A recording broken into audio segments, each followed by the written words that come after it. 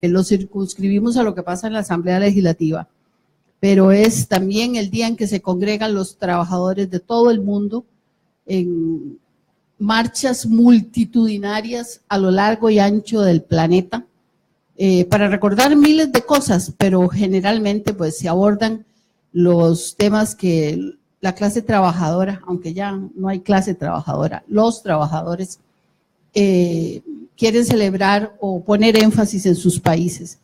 También es el día en que los costarricenses escogemos quienes dirigirán la Asamblea Legislativa.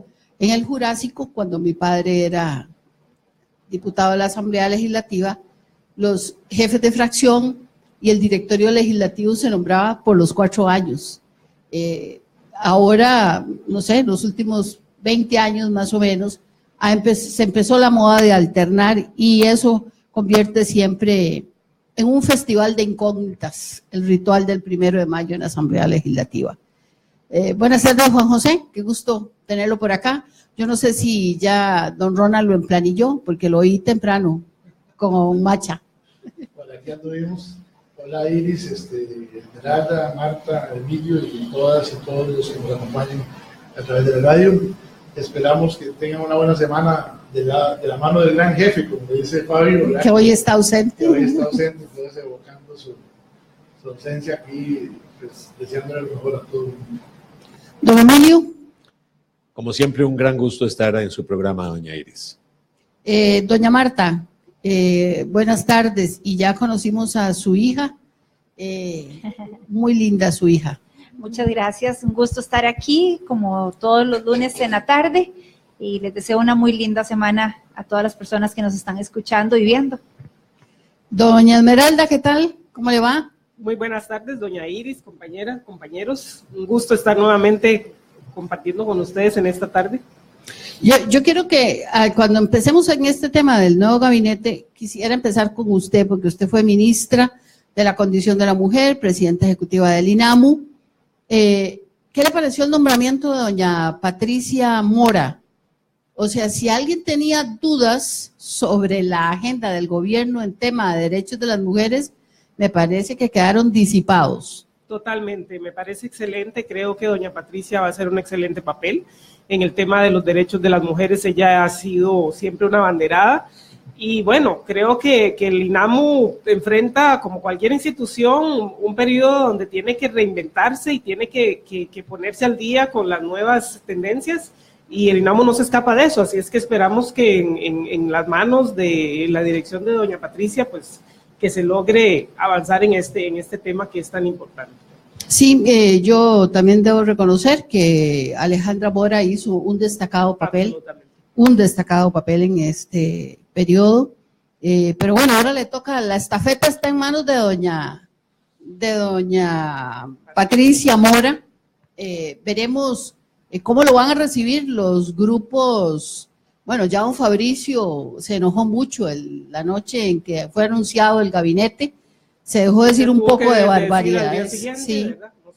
Pero en todo caso me parece que el gobierno aquí mandó una señal clara de que hay temas en los que no va a ceder. Cederá en otros, pero me parece que en este tema fue evidente la posición del nuevo presidente. Doña Marta, ¿qué le parece a usted la designación de doña Patricia Mora? A mí también me pareció una buena decisión. Ella en agenda de control político hizo una destacada labor, no se le puede negar, y se ve que cuando cree en una causa, la defiende a capa y espada, y eso es importante en este sector. Ahora, aquí lo que es importante mencionar, y no solo para esta organización, sino para todas las del gobierno, que realmente lo que se necesita, que es algo que acabas de decir vos cuando comentaste acerca de este nombramiento, y es que se necesita repensar la forma en la que se hacen las cosas para hacer más con menos en la gestión pública. Necesitamos contraer el gasto, necesitamos ser más eficientes a todo nivel. En educación es una urgencia, Y esto no exime a ninguno de estas nuevas personas que están ahí de que tienen que llegar pensando en cómo hago un planeamiento estratégico para alcanzar realmente las metas que se están necesitando como país, qué es lo que tiene que hacer cada ministerio, qué es lo que tiene que hacer cada oficina para realmente sacar a Costa Rica adelante. Llevamos años haciendo lo mismo y no estamos obteniendo resultados diferentes, no estamos siendo efectivos ni eficientes, y creo que esa debe ser la norma de todas las personas que están ahí. Es refrescante ver gente nueva, porque eso nos da la esperanza de que no es alguien que ya ha repetido, bueno, hay algunos que sí, pero que hay esperanza de que gente fresca, con ganas de hacer las cosas bien y que tengan esa capacidad de ejecución, porque una de las cosas, por ejemplo, que se ha criticado, que a mí nunca me ha parecido correcto, es que el ministro de Salud tenga que ser un médico, que el ministro de Educación tenga que ser un educador. Para eso hay muchísimas personas, muchísimos asesores, muchísimos técnicos que pueden asesorar en ese tema. Yo considero que realmente un jerarca de este nivel lo que tiene que ser es un buen político, un buen líder y una persona que tenga capacidad comprobada de ejecución y de alcanzar metas. Don Emilio, don André Garnier, enlace del sector productivo, y doña Edna Camacho, coordinadora del Consejo Económico. Usted que ha estado directamente en esas actividades, ¿qué le parece esos dos nombramientos? Me parece extraordinariamente positivo el nombramiento de doña Patricia Mora como ministra de la Condición de la Mujer. Me parece que empujar el cambio de la sociedad patriarcal a una sociedad inclusiva y a una sociedad en la que exista un mayor respeto de los derechos y de la condición de la mujer es una de las altas prioridades de la Costa Rica de hoy, de ayer y del futuro. Y creo que doña Patricia es una persona de una gran capacidad. Respecto de don André Garnier, a quien tanto quiero y tanto admiro, no tengo muy claro qué es lo que él va a llegar a hacer allí. Cuando una persona del sector privado vaya a hacer una gestión de economía, ¿va a ir con don André o va a ir al Ministerio de Economía con su titular? Cuando vaya a hacer una gestión referida a aduanas, ¿va a ir con el señor ministro de Hacienda, con el señor viceministro de Ingresos, con el director general de aduanas o con don André? Creo que en las próximas semanas veremos una mayor clarificación de cuál es el papel que él tiene, ya que no tiene cartera, su nombramiento no es el de un ministro como tal, sino que le dan la condición de ministro, y me parece que en el INAMO es así y en vivienda es así. Para realizar un enlace, pues él va a poder hacer, como buen componedor que siempre ha sido y conocedor de todo el sector empresarial, buenos oficios de enlazador y de puente de plata entre unos intereses y los intereses nacionales. Sobre doña Edna Camacho, tengo cifradas esperanzas muy altas. Me parece que doña Edna Camacho es una de las personas más capaces que tiene el país en el ramo de la economía. Es además una persona joven, una persona que va a poder no solamente desarrollar su liderazgo, sino que va a poder ayudar en la atención y resolución de los problemas del gasto, de la recaudación y de la gestión de nuevos ingresos. Doña Edna tiene dos limitaciones en estos momentos en ese campo, en el campo que le va a tocar desempeñar. Una, que está en un partido ajeno. Ella es una ministra prestada de otro partido y va a tener indudablemente diferencias contrastantes con aquellos que, viniendo del partido Acción Ciudadana, que tienen una visión y una perspectiva algo diferente de la suya respecto de control de gasto y apercibimiento de ingresos, habrá de presentarse. Estoy seguro que con su prudencia y su madurez sabrá superarlas mediante los razonamientos del caso, con la serenidad y la madurez que siempre la han distinguido. Yo espero que doña Edna Camacho, como presidente o coordinadora del sector económico, no tenga choques con el Consejo Económico y Social presidido por el vicepresidente que fue designado ayer o antier, porque me parece que las funciones de cada uno de esos consejos también va a tener que afinarse con el propósito de que las fronteras y las líneas no se desdibujen, sino que cada quien tenga seguridad a qué le corresponde hacer en cada uno de sus consejos. Don Juan José Echeverría, me parece que de todos los otros partidos políticos que aparecen en este gobierno de unidad nacional, por lo que yo no llamaría prestados, ¿verdad? Porque en un gobierno de unidad nacional, ahí concurren todos. Me llama la atención que me parece que Liberación Nacional obtuvo los puestos más estratégicos: vivienda, hacienda, comercio exterior y turismo. Son 4 fichas liberacionistas, muy buenas todas, porque uno no puede decir de ninguna que es menos, pero que de alguna manera en esa negociación Liberación Nacional asume un reto muy grande en la conducción de un gobierno de unidad nacional en áreas estratégicas. ¿A qué cree usted que se deba?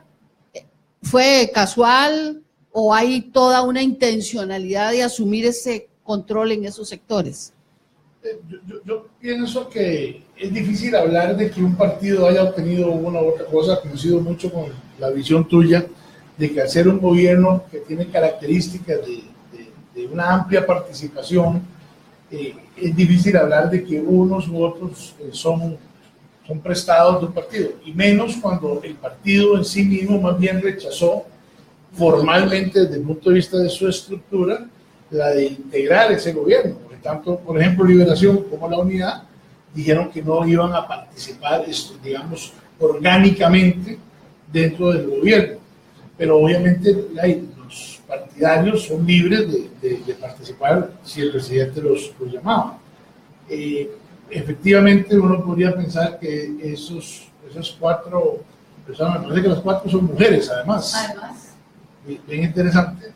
Están ahí por méritos propios, más que por representación partidaria, ¿verdad? Que no la tienen. Pero hay una coincidencia en que son liberacionistas. No creo que haya alguien que crea que son... Pero no están ahí por ser liberacionistas. No están ahí por ser liberacionistas. Y el Partido Liberación como partido no está participando. Más bien el partido había dicho que no participaba. O sea, bueno, no a ver, yo quisiera que abandonáramos la oficialidad del discurso e intentáramos escudriñar en esto, porque es evidente ese vuelco del Partido Liberación Nacional de decir, tienen los 17 votos, si ponen a una mujer, perdón, pero yo me tiño las canas. Pero no dijeron si ponen a una mujer. O sea, Liberación Nacional dijo que iban a apoyar a cualquiera que el PAC postulara. Designara. Sí. Y el PAC fue quien decidió que iba a ser una mujer. Una magnífica señora también. Carolina, sí. Es una muchacha muy joven. Muy competente, entiendo. Yo no la conozco en persona, pero hasta donde yo escuché... Me parece que tiene una característica especial, que es una especialista en resolución alternativa de conflictos, ¿verdad? Esa parte técnica, ¿verdad? Para la negociación. A mí me parece que desde el punto de vista, hay que entender que hay un escenario en el Poder Ejecutivo y otro escenario en el Poder Legislativo. Liberación Nacional va a estar mucho más activo en el Poder Legislativo, no tengo ninguna duda, como partido político. Carlos Ricardo Benavides, que es el jefe de fracción, es una persona muy versada, con una gran experiencia y dominio de estos temas, y va a hacerse sentir, y creo que en buena hora, porque en la Asamblea Legislativa también se imponen muchos... Aunque ya don Roberto Thompson también tuvieron que salir a ponerlo un poquito en orden hace una semana atrás. Liberación Nacional también se está jugando nuevos liderazgos ahí en la Asamblea Legislativa. Me parece que todos los partidos, yo pienso que también la Unidad... Pero nada como ellos. ¿Cuál Bueno, partido no? Probablemente ellos dos más van a diversa ser. y más grande también, ¿verdad? No, y Roberto y Carlos Ricardo están compitiendo probablemente por asumir ese rol, ¿verdad? Yo quisiera tocar el tema, ahora que estábamos hablando del directorio y la posibilidad de que una mujer asuma la presidencia del directorio. Precisamente esta mañana el Foro de Mujeres Políticas por Costa Rica, hicimos un comunicado y una conferencia de prensa en la Asamblea Legislativa. Yo no pude estar por razones laborales, pero precisamente apoyando, bueno, primero el gobierno paritario e inclusivo, y segundo, apoyando la posibilidad de que sea una mujer la que presida el directorio legislativo. Serían tres. Perdón. Sería la tercera. Sería la tercera, la primera fue Rosemary Karpinski, luego Rita Contreras, y bueno, ahora sí quedase esta joven Carolina, pues sería la tercera, después de muchísimo tiempo además, ¿verdad? Porque Rina fue hace casi 20 años, si mal no recuerdo. En el gobierno de Don Miguel. En el gobierno de Don Miguel, entonces, 2000, bueno, 18 años. Y bueno, la idea es precisamente impulsar a que mujeres puedan asumir, no solo en el directorio, sino que además que haya paridad en las comisiones legislativas, así también como las comisiones y los directorios municipales que también se eligen el 1 de mayo. Hay aquí otros temas que uno entresaca, ¿verdad? De este nombramiento. Uno de los nombramientos que debo confesar que yo casi saco, bombones para celebrarlo, es el nombramiento de Román Macaya. A mí me encanta. Don Román, yo no sé cómo le irá a ir con la Unión Médica, que pagaba páginas enteras contra él.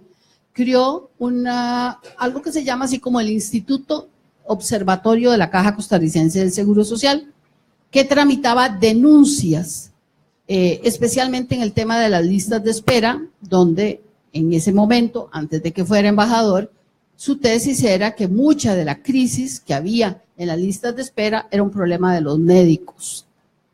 Y con la tradición de que ha habido en el pasado de que los médicos son los directores de hospitales, los médicos son los jefes, los directores de los servicios, los médicos son los que son los presidentes ejecutivos y los gerentes, uno podría decir que podría eventualmente tener problemas, pero me parece que conociendo tanto cómo funciona la caja, eso le va a dar una gran libertad para hacer aquellos cambios en beneficio de los usuarios de los servicios de salud, fundamentalmente más allá del tema de pensiones.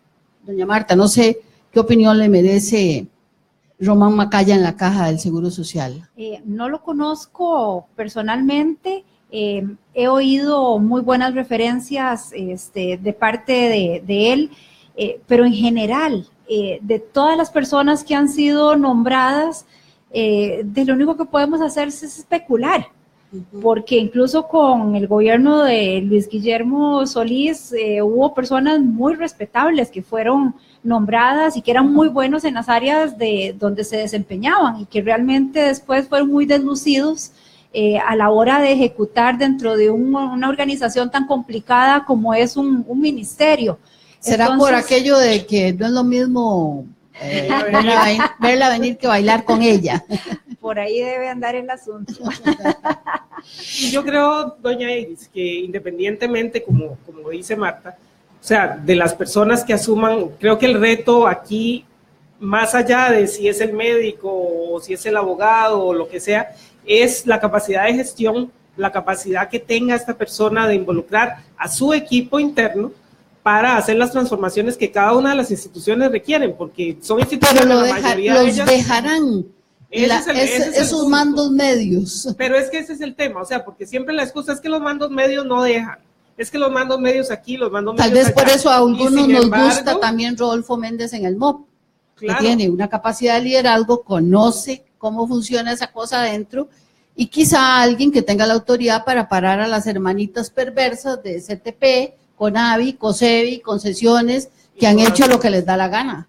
Y así es, y traigo a colación el tema de cuando Rodolfo estuvo en la caja, él es un abogado, ¿verdad? Y él, sin embargo, a pesar de mandos medios y a pesar de muchas cosas, Rodolfo Pizza, perdón, le dijeron, no, es que ¿cómo que construir un hospital? Eso es muy complicado. Construyó 2 en 4 años. Hay algo y hubo una serie de otras cosas que sí se pudieron hacer, a pesar de que se diga que los mandos medios, lo que pasa es que hay que saber ser líder y poder involucrar a toda esa gente que podría oponerse a los cambios, a más bien que sean ellos mismos los impulsores de los Y hay un asunto muy importante, uno es tan bueno como de la gente de la que se rodea.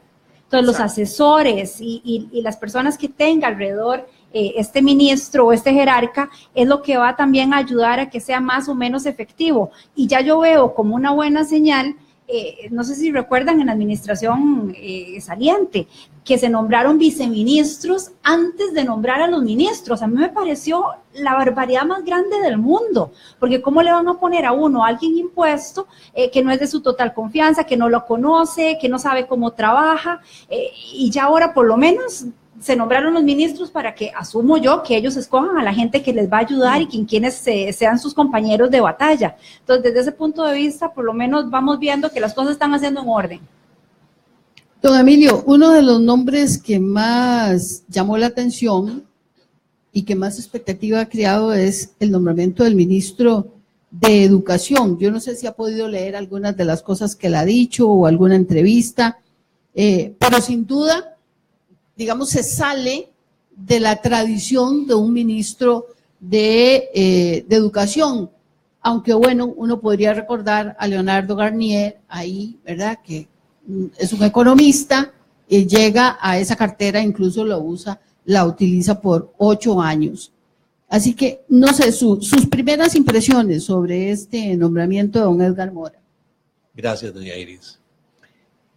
Creo que Román Macaya va a ser un extraordinario presidente ejecutivo de la Caja del Seguro Social, por las razones que usted ha señalado, pero por algunas otras que no alcanzó a mencionar.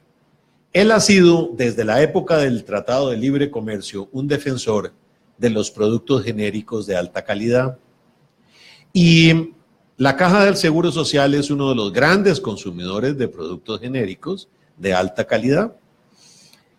Creo que eso, el hecho de no ser médico y el haber sido cabeza del instituto que daba seguimiento a las presas, a los atrasos que generan los biombos, que generan y estimulan la consulta privada de personas que ya han pagado el seguro. Me parece que va a ser una persona que va a poder proyectar la seguridad social de una manera distinta.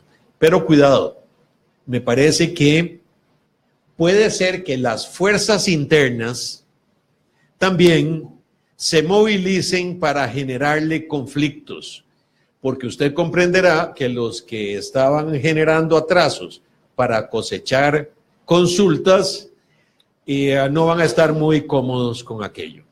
Y las que venden patentes no van a estar muy conformes con la entrada de los genéricos.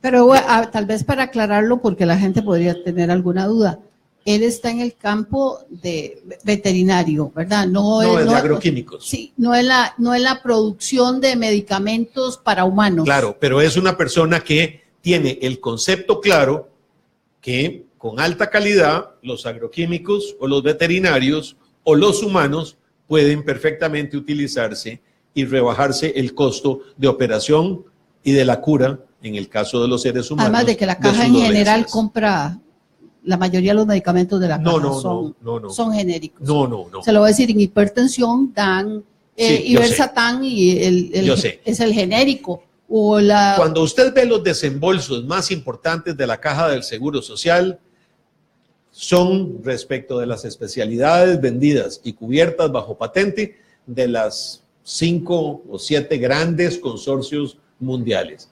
Lo que es la mostacilla, si la compran genérica local o en India o en China. Y vamos a ver grandes cambios en ese ámbito, a mi juicio, también. Respecto al señor ministro de Educación que me preguntaba usted, bueno, en redes sociales se le ha criticado mucho por tener una enorme cantidad de causas penales, denuncias, acusaciones, procesos abiertos ya en sede judicial. A mí eso no me tiene totalmente sin cuidado. Y si tiene esos procesos, que le haga frente y los combata y los explique.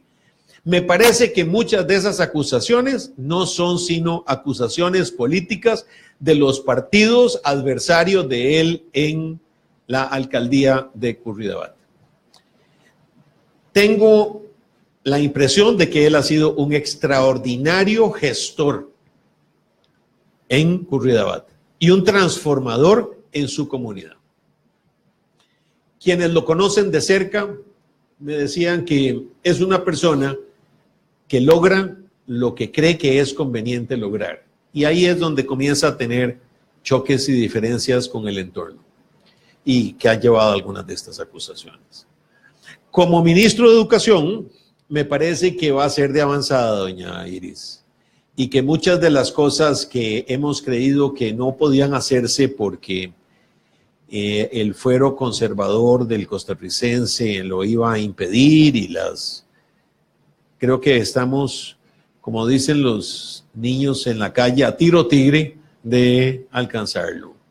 Y vamos a ver. Espero que sobreviva a la primera huelga, porque ministro que no sobrevive a la primera huelga del magisterio, pues tiene que ser y es generalmente recambiado. Algunos ni siquiera con huelga.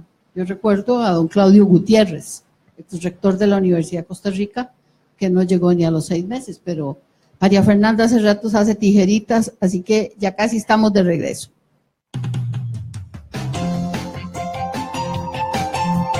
Esto es Confrontación Democrática.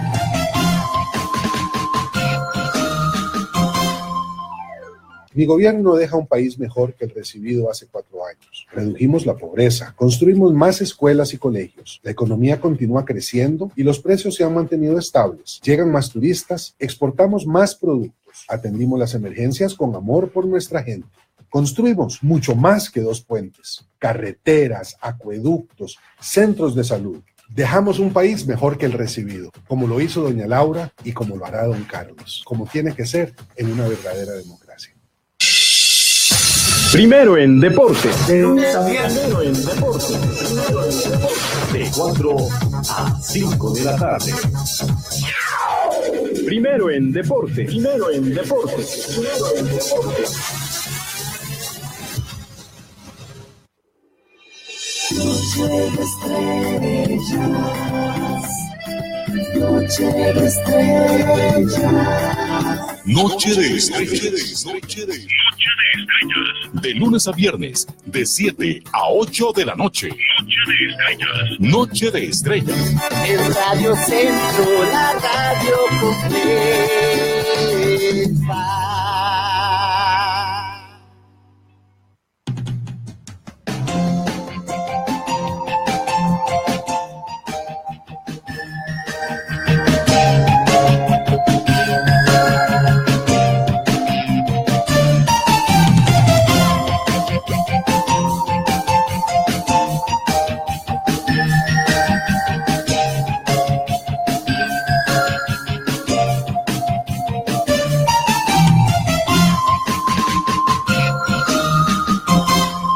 Aquí hay 4 personas preguntando, 5 personas preguntando porque qué piensan de Otón Solís en el BCE, y también aquí me dicen que la unidad es el que tiene mayor cantidad de miembros. Bueno, discusión que tuvimos en el chat con doña Esmeralda, porque don Rodolfo Méndez ya no estaba en el PUSC, se había salido cuando se salió Roberto Tobar, Lorena Vázquez, Ana Elena Chacón, el papá de doña Ana Elena, o sea, el mismo Emilio Arias, bueno, y don Hernán Solano, el ministro de Deportes, fue miembro de la unidad, pero se fue hace tiempo cuando salió don Víctor Mora. Doña María Fulmen también salió en ese periodo, fue de la unidad, y don Carlos Manuel Rodríguez está ahí no por ser miembro de ningún partido político, no sé si milita ahora en la unidad. Él se considera social cristiano. Ajá, pero no sé si milita en la unidad, pero llegó ahí por los sectores, creo que me decían que alrededor de 70 organizaciones no gubernamentales del sector conservación ambiental propusieron su nombre. No sé si quieren hacer algunos comentarios sobre Iris, eso. a mí me encantaría comentar sobre el nombramiento específicamente de Otón. Una de los grandes cuestionamientos que ha habido de esta conformación de unidad de diferentes partidos, por meritocracia, por representación de las otras fracciones, ha sido cuánto va a durar. Y lo ha dicho muchísima gente, ¿va a sostenerse esto o no va a lograr sostenerse? Y yo creo que lo que hizo el gobierno fue una movida magistral para tratar de darle el espacio a la agenda económica de don Rodolfo Pisa y darle el espacio que se merecen para que puedan realmente hacer su trabajo. Y con Otón y con EPSI metidos ahí, no lo iban a poder hacer. Entonces, fue una movida magistral de darles 2 puestos muy buenos, importantes, pero que están fuera del espectro central, que pueda tener una injerencia directa en esa gestión que necesitan que salga bien, por el bien del país y el bien de ese gobierno. Sí, yo coincido con eso. Me parece que tanto el caso de EPSI en Cancillería como de Otón en el BESIE son 2 formas de personas con mucha presencia en el campo económico, de tenerlos fuera para que no generen ningún tipo de contradicción con el sector que va a estar trabajando.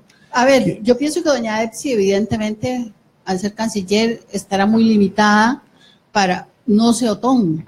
En el caso del BCIE. Yo esperaría que Otón, que además es una persona muy, muy dedicada, mejore muchísimo la relación Costa Rica-BESIE, ¿verdad? O sea, realmente uno a veces no tiene muy clara de qué nos ha servido esa relación, ¿verdad? Él va a quedar también como asesor del presidente, ¿verdad? Y en ese sentido... El grupo, ¿cómo se llama ese? Algo de ético. Sí, es que también va a estar de ética con doña Margarita Penó y don José Manuel Arroyo, pero el día del anuncio del gabinete, don Carlos Alvarado dijo que iba a ser asesor personal del presidente. Exacto. Pero bueno, pareciera ser que sí se quiere apostar por la propuesta económica. Yo no diría de Rodolfo Pisa, pero sí que Rodolfo Pisa puso sobre la mesa de negociación y que me parece que obedece a un sector privado y productivo, ¿verdad? Que claramente, digamos, tiene fe de que este acuerdo avance. Y además en la que hay una gran coincidencia con el Partido de Liberación Nacional, evidentemente, porque hasta ahora ni antes ni ahora los he escuchado oponerse a algunos de esos planteamientos. De hecho, desde hace mucho rato el éxito que ha tenido el modelo, por ejemplo, de Costa Rica, con todo el tema de comercio exterior y todo el tema de apertura y atracción de inversiones, ha sido que tanto la Unidad como Liberación lo compartían y poco importaba quién estaba gobernando. Las estrategias, por ejemplo, en COMEX no variaban.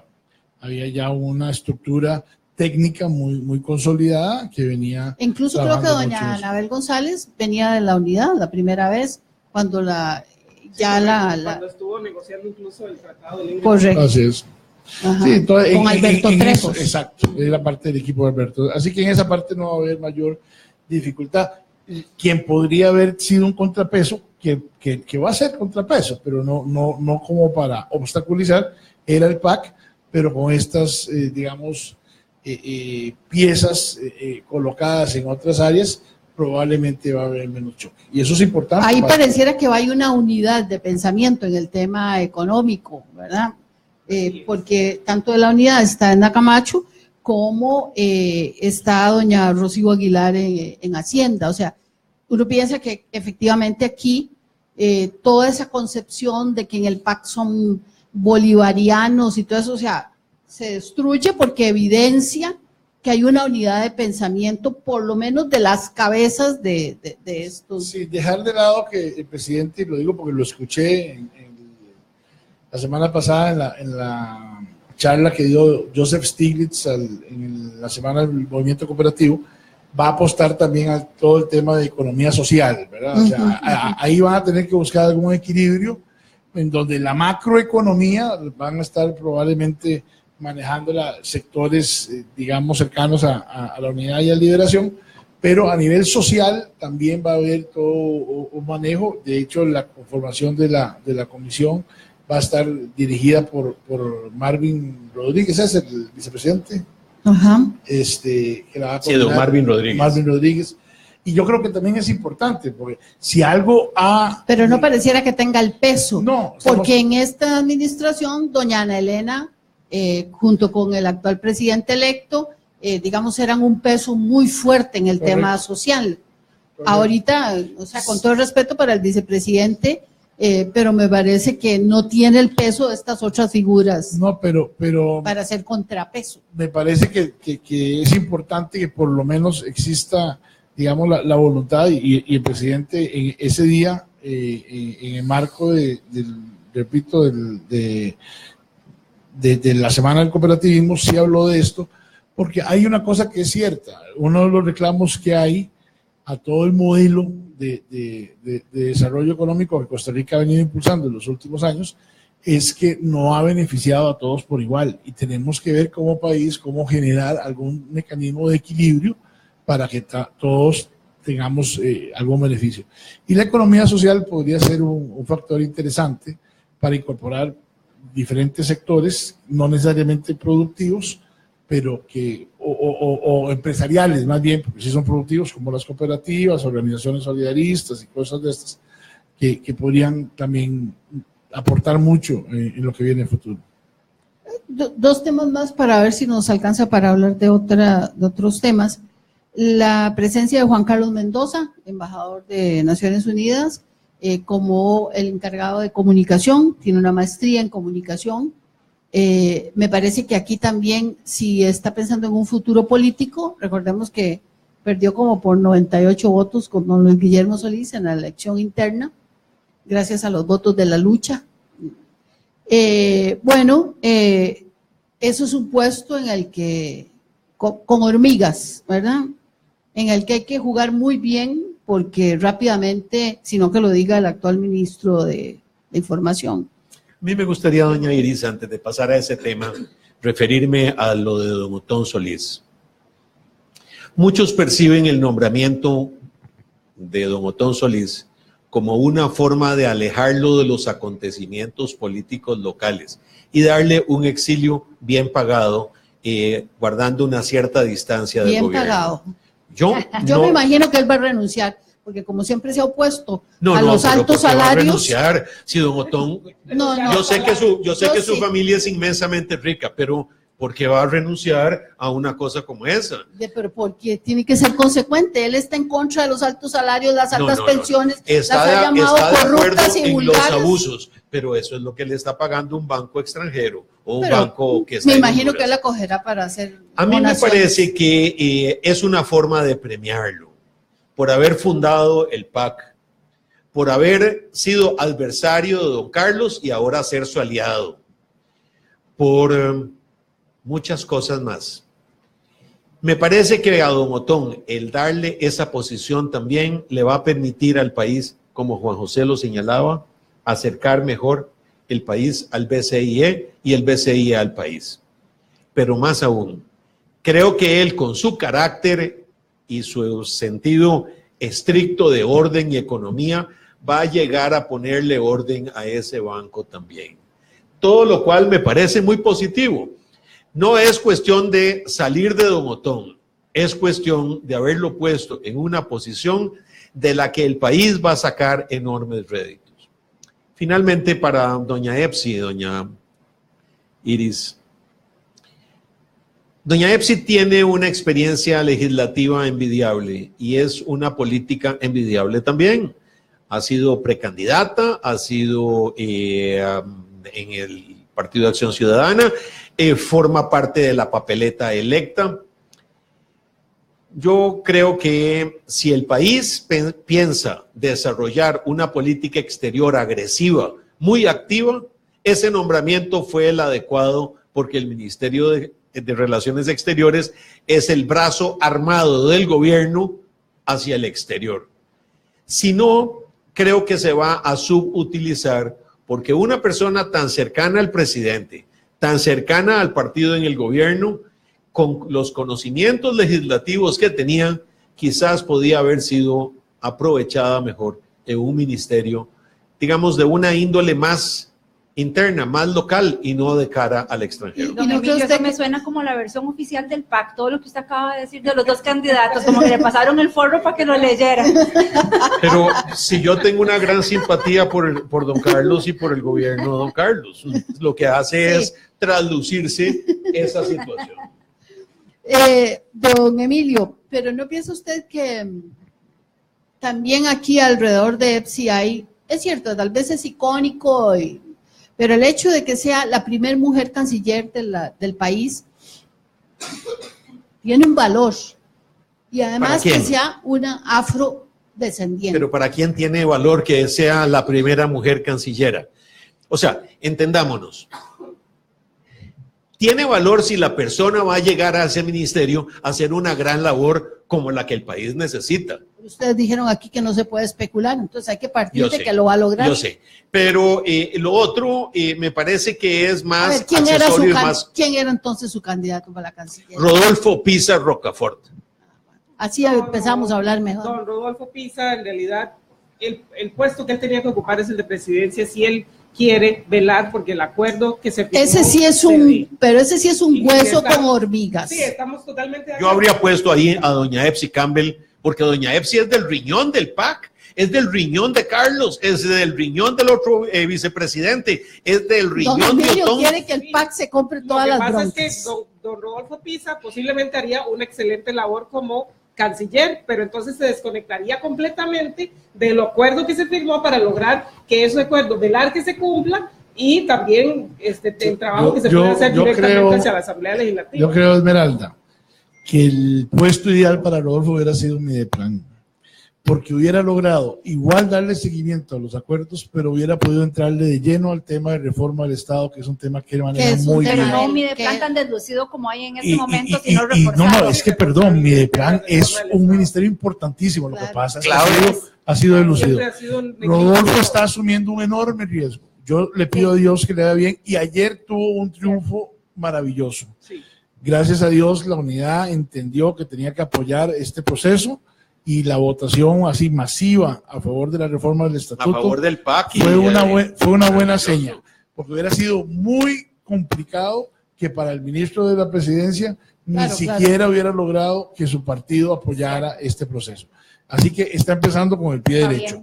Pero es muy arriesgado el movimiento que Rodolfo asumió, le sobra capacidad, no tengo ninguna duda, pero el Ministerio de la Presidencia es un ministerio muy complejo, y para mí tengo como una verdad absoluta que debería de haber sido ocupado por una persona que fuera el alter ego del presidente, alguien que se comunicara telepáticamente. Y una estrategia del presidente para trasladar responsabilidades a otro sector. No creo, yo creo que Carlos Alvarado ha actuado con absoluta buena fe. Con una seriedad y una buena fe. A mí me encanta la forma en que lo está haciendo. Pero Rodolfo, ojalá le vaya bien, porque si le va bien a él, le va a ir bien al país, pero asumió un riesgo. En Mideplan hubiera sido un ministro de lujo, hubiera estado igual de cerca del presidente y hubiera tenido el control también de los acuerdos, porque Mideplan tiene capacidad para involucrarse en toda la gestión del gobierno. Sí, coincido en esa parte, pero creo que ese inicialmente debe haber sido el acuerdo inicial que se firmó entre ellos para lograr ese proceso de acuerdo nacional. Entonces, esperamos que yo no quería terminar. Lo de Juan Carlos Mendoza, a mí sí no me gustó. Juan Carlos Mendoza me parece que es uno de los grandes responsables de la crisis fiscal que está viviendo este país. Juan Carlos Mendoza, siendo diputado, boicoteó desde adentro el plan fiscal que se había aprobado, siendo él el presidente de la Asamblea Legislativa y siendo él el responsable del proceso que se siguió para la aprobación de ese plan, también lo torpedió. Estuvo en contra, como casi todos los diputados del PAC, porque Otón no era diputado del PAC, y desde afuera, brincándose a la comisión política del PAC, que por cierto aquí Román Macaya vino a denunciarlo, además con documentos internos de Otón. Lo cierto es que, pasando por encima de las autoridades del PAC, llega a negociar con doña Laura, y los diputados al final tienen que acomodarse para no hacerle el feo Otón. Don Otón era el PAC. No es porque lo creyeran, pero a ver, yo quiero decir en Carlos es uno de los cuadros más representativos del PAC, probablemente anden por parecido de edad al presidente electo. Yo no sé si ese era el puesto para él, pero sin duda me parece que como negociador en la Asamblea Legislativa, y para recordar que ese plan fiscal se viene abajo por un diputado de la unidad de San Ramón, de Liberación de San Ramón. Ese es el que se trae abajo, a pesar de que había insistencia de que se había pasado el periodo, él insiste en votarlo cuando ya no se podía votar, y obviamente la Sala Cuarta decidió que era inconstitucional. Pero yo quería decirles dos cosas.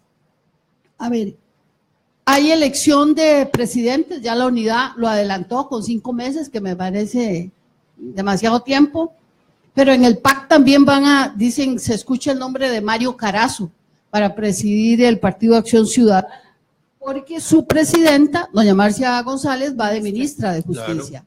No sé si tienen alguna opinión. Lo del PAC es muy lógico, porque si efectivamente Marcia va para el gobierno, no puede seguir siendo presidenta del PAC. Lo de la unidad, evidentemente, es que aprovecharon el momentum, ¿verdad?, de un acuerdo, porque Randall Quiroz obedece a la facción de Rafael Ortiz y Rosibel Ramos a la de Rodolfo Pisa.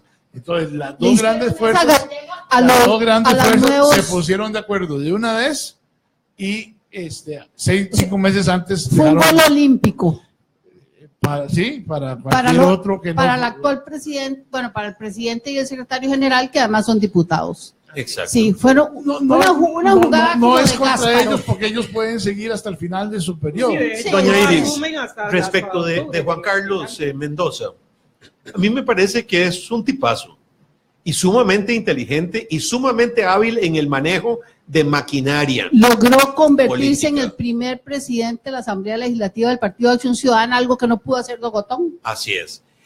Lo que sí creo es que no va a ser fácil para él reemplazar a don Mauricio Herrera Ulloa, porque don Mauricio es el periodista más premiado, más distinguido y más famoso que existe en este país, ha existido y tal vez exista.